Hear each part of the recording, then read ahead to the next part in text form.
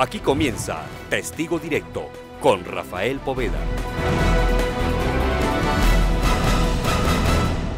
Comenzamos. Un informe que está por concluir en el Centro de Estudios de Seguridad y Droga de la Universidad de los Andes determina que al narcotráfico se le cayeron los ingresos anuales en cerca de la mitad. El director del CESED, Daniel Mejía, indica que también a la guerrilla de las FARC el negocio se le habría reducido en más de 2 billones de pesos, lo que los obliga a sentarse a dialogar. Las cuentas las tiene nuestro periodista, Alexander Oyola.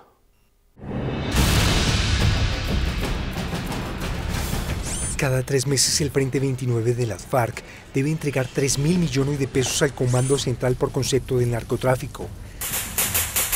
Sin embargo, este negocio no pasa por el mejor momento, aunque los precios internacionales sean muy atractivos para los amantes de la ilegalidad.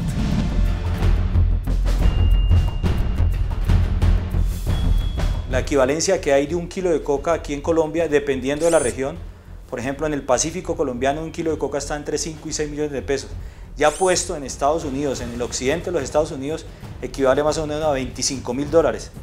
Puesto en los mismos Estados Unidos, en el oriente, en los estados del oriente, en el este, ya vale $50.000 un kilo de coca. Y puesto en Europa o en Japón, llega a alcanzar los $100.000 un kilo de coca. 210 millones de pesos por un paquetico de estos.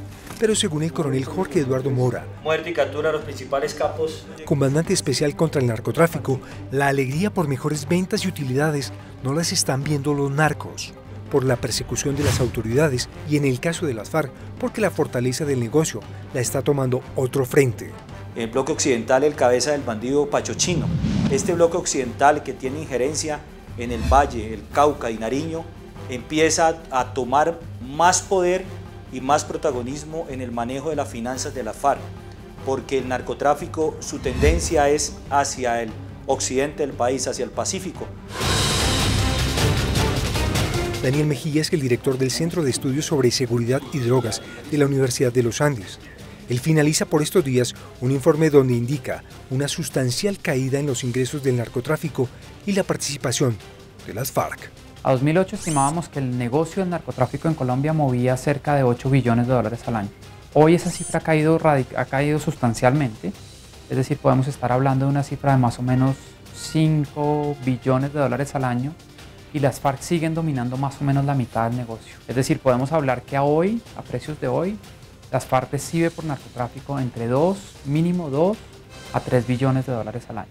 El bloque sur, el de Joaquín Gómez y Fabián Ramírez, manejaba el 60% de los ingresos por narcotráfico. El bloque sur tiene todavía un gran poder en la parte financiera y en especial en la producción de narcotráfico. Ellos no se pronunciaban antes sobre el proceso de paz, pero ahora que la orden es restarle poder sobre esta plata para que las maneje alias Pachochino, jefe del Frente de Occidente, las cosas cambian. Y eso es básicamente porque en 2007-2008, cuando el gobierno colombiano, cuando el ministro Juan Manuel Santos, el ministro de Defensa de ese momento, cambió la estrategia antidrogas, empezaron a hacer mucho más énfasis en interdicción y mucho menos énfasis en aspersión y erradicación manual.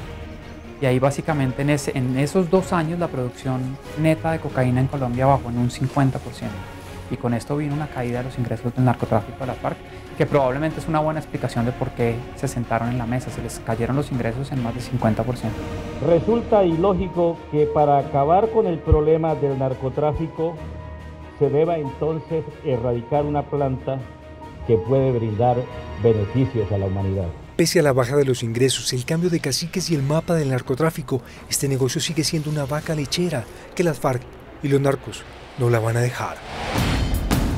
En donde básicamente las FARC tiene 2 mecanismos de operación. Uno es vender la cocaína en la puerta del laboratorio a narcotraficantes y el precio al que venden cada kilo de cocaína es más o menos entre 5.400.000 y 7 millones. El otro mecanismo que usan las FARC en ciertas zonas del país es estas alianzas de riesgo compartido que mencionaba, en donde las FARC pone el producto y se encarga de sacarlo a la frontera del país y de ahí en adelante los narcotraficantes se encargan de sacarlo a los mercados internacionales de cocaína, a México o a la costa oeste de África. En ese caso las FARC ganan mucho más dinero, pero el riesgo en el que incurre es mucho más grande. riesgo que asumen con los carteles internacionales hasta cuando uno de estos, como el Chapo Guzmán, recientemente capturado, comience a hablar de las FARC. Se conoce de alianzas muy fuertes de que existían entre el cartel de Sinaloa, el cartel del Chapo Guzmán y precisamente la zona suroccidental de Colombia. Quién sabe qué va a pasar después de la captura del Chapo Guzmán, si van a venir retaliaciones, ciclos de violencia, reemplazos de esta persona que fue capturada. Y hay otros nexos de exparamilitares en el Magdalena Medio con los Zetas.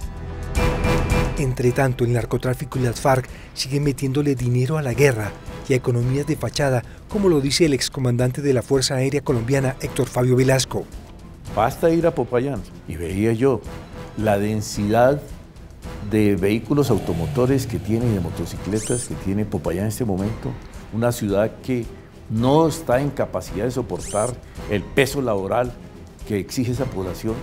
Eso es el producto del narcotráfico. Cauca y Nariño se han convertido, y por ende el bloque occidental con los frentes 60, 29, 30, la columna móvil de Daniel Aldana, se presentan como los principales financiadores de las FARC con el narcotráfico. A las FARC se le cayeron los ingresos, pero el narcotráfico no está en recesión. Aún en Colombia quedan 42.000 hectáreas de cultivos ilícitos y millones de consumidores en el mundo, lo que hace más difícil ganarle la guerra a estos economistas y amantes de la ilegalidad.